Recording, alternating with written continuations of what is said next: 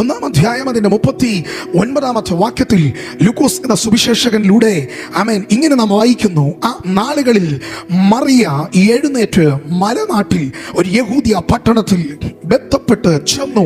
ദൈവത്തിന്റെ ശബ്ദം ഈ മറിയ ഏതു നാളുകളിലാണോ ഇവൾ കേട്ടത്, ആ നാളുകളിൽ എഴുന്നേറ്റ് മലനാട്ടിൽ ഒരു യഹൂദിയ പട്ടണത്തിൽ ബന്ധപ്പെട്ട് ചെന്നു.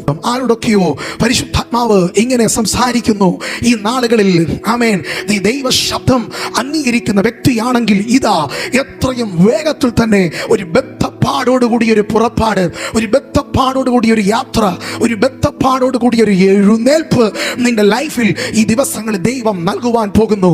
എവിടെയാണോ നീ ആയിരിക്കുന്നത്, ആമേൻ, കൃപ ലഭിച്ചവളെ, കൃപ ലഭിച്ചവനെ, ഏതോ ഒരു ഭവനത്തിൽ, ഏതോ ഒരു മുറിക്കകത്ത്, ഏതോ ഒരു ദേശത്തിൽ, ഏതോ ഒരു പട്ടണത്തിൽ, ഏതോ ഒരു രാജ്യത്ത് നീ എവിടെയോ ഒതുക്കപ്പെട്ടിരിക്കുമ്പോൾ, ലൈഫിൽ എവിടെയൊക്കെയോ നീ ഒതുക്കപ്പെട്ടിരിക്കുമ്പോൾ ഒരു എഴുന്നേൽപ്പിന്റെ ജീവിതത്തിൽ ഉണ്ടാകുമെന്ന് ചോദിച്ചുകൊണ്ട് ഭാരത്തോടെ ഇരിക്കുന്ന ഏതോ ചില മറിയമാരോട്, ഏതോ ചില വ്യക്തികളോട് ഇന്ന് ദൈവത്തിന്റെ പരിശുദ്ധാത്മാവ് ഇങ്ങനെ സംസാരിക്കുന്നു.